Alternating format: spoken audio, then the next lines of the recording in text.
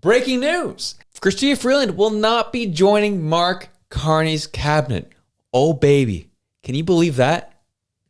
Wait a second. Wait, what is that? What is that? Oh, sorry, no. Chystia Freeland will be staying on in Mark Carney's cabinet. Oh, baby, we love CTV making the mistakes out here, don't we?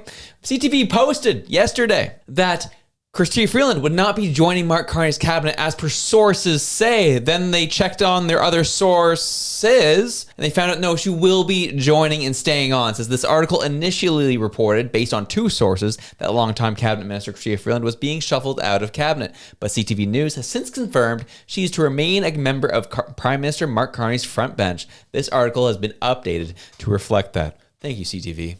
We appreciate it. You are the news that we are counting on. That was going to be the start of the show, was that Freeland wasn't going to be joining Mark Carney. And so then the scrutiny was beginning. Whoa, that conversation he had with Donald Trump in the White House, was that a big factor in him deciding not to bring her in?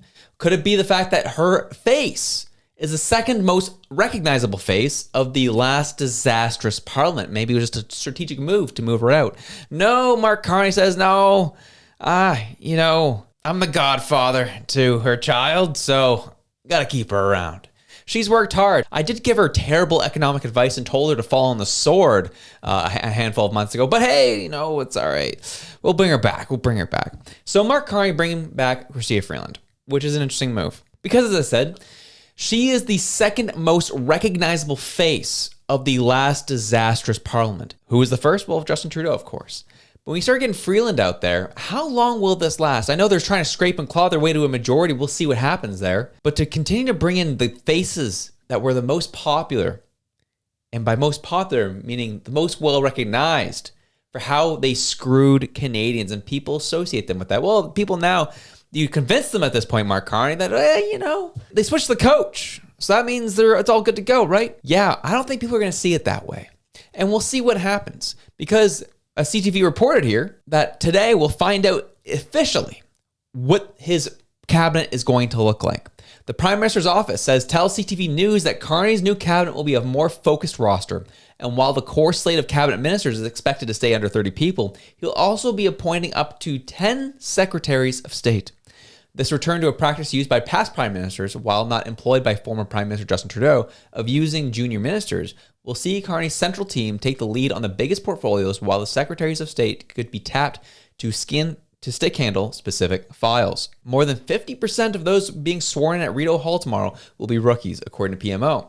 Sources tell CTV News that two rookies who will be among those promoted are former Vancouver Mayor Gregor Robertson, who will take over the housing file, and former Quebec Cabinet Minister Carlos Leto, whose title is yet to be confirmed. Because, Vancouver's housing situation is just doing such a good job, isn't it? Why not hire the guy who was overseeing that? Yeah, and put him over as housing minister. Let's see how much more money we can get out of China, right? That's that what we're doing here? Okay, got it.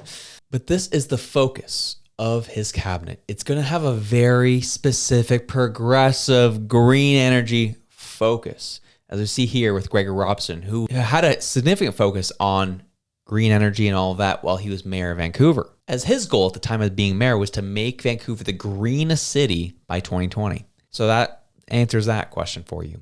Chystia Freeland, you know her record. And, well, Steven Guilbeault will also be making a comeback, which is a very fascinating decision in light of what Danielle Smith announced yesterday. That Alberta's saying, no, we're not dealing with the BS of Ottawa anymore. We are going to make our own decisions. We're going to be a sovereign province inside a united Canada, but it's going to be hands off our resources, and you can screw right off. And which is interesting because Guilbeault and Smith kind of hate each other.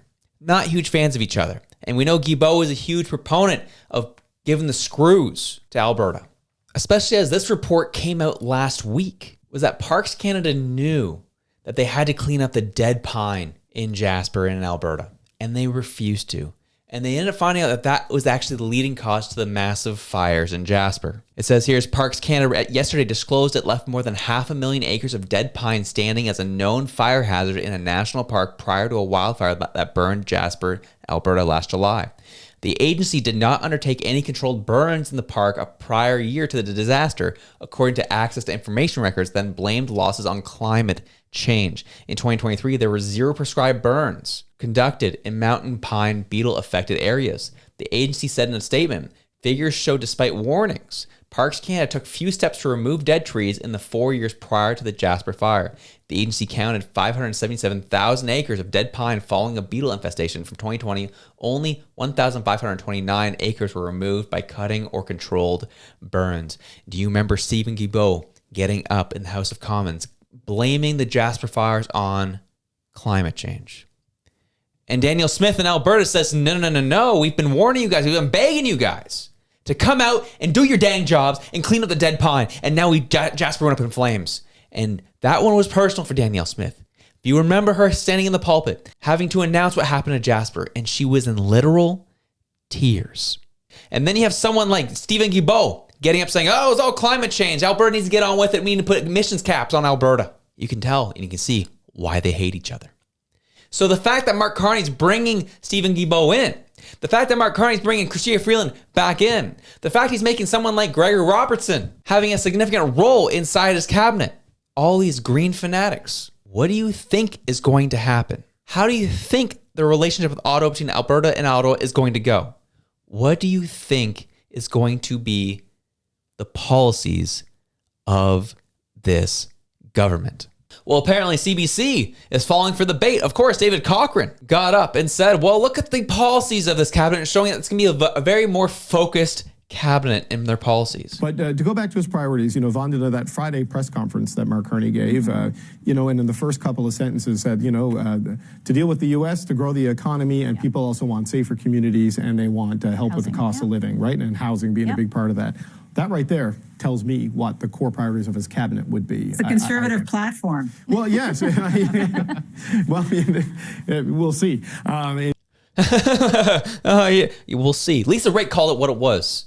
It's a conservative platform.